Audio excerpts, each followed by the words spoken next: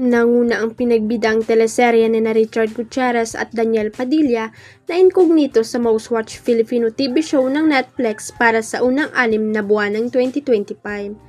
Super lakas nga ang nasabing action serye na pinanood ng 70.3 million hours sa nasabing streaming platform.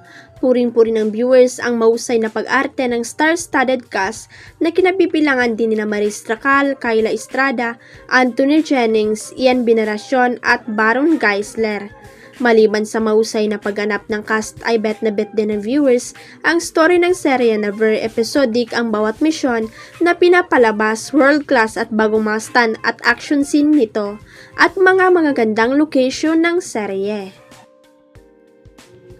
Ang layo ng lamang ng incognito sa pumangalawa sa kanila na 2017 teleserye ni Ma Salvador, ang Wildflower, na nakakuha ng 7.4 million hours.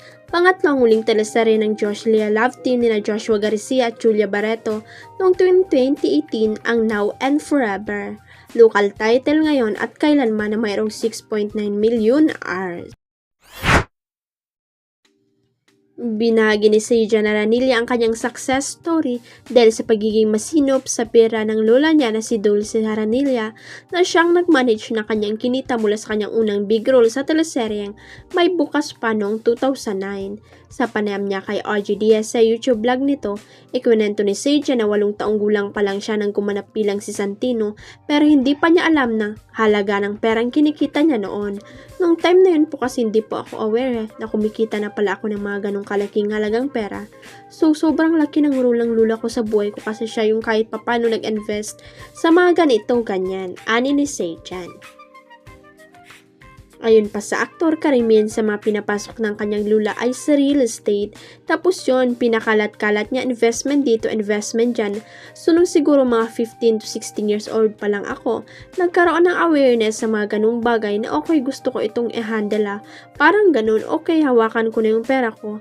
Pero hindi naman yung freedom talaga na, o sige, sa'yo na yan, may control pa rin kahit papano. Dagdag niya, pinaliki raw siya sa simpleng pamumuhay kaya hanggang ngayon ay hindi siya maluho. The way kasi ako pinalaki rin mga magulang ko, hindi ako malo. Kumbaga kung ano yung lifestyle noon namin, ganun pa rin hanggang ngayon.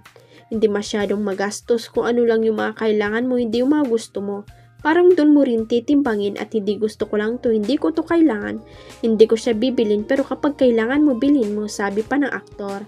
Dahil din sa kanyang sipag, nakatulong na siya sa pag-aaral ng kanyang mga kapatid.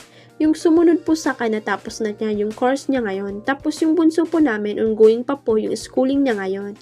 Pagbabahagi niya. Ikwento rin ni Seiya na ang kanyang lola ang dahilan kung bakit siya napasok sa showbiz. Yung lola ko yung lagi pong nag-aalaga sa akin that time kasi separated na po yung parents ko simula bata pa ako. Kaya siya na po talaga yung sumasama sa akin, siya yung nag-udyok sa akin na mag-audition sa commercials noon bago pa yung May Bukas Pa. Siya po yung dahilan kung bakit ako nandito pagtatapos ng Kapamilya Star.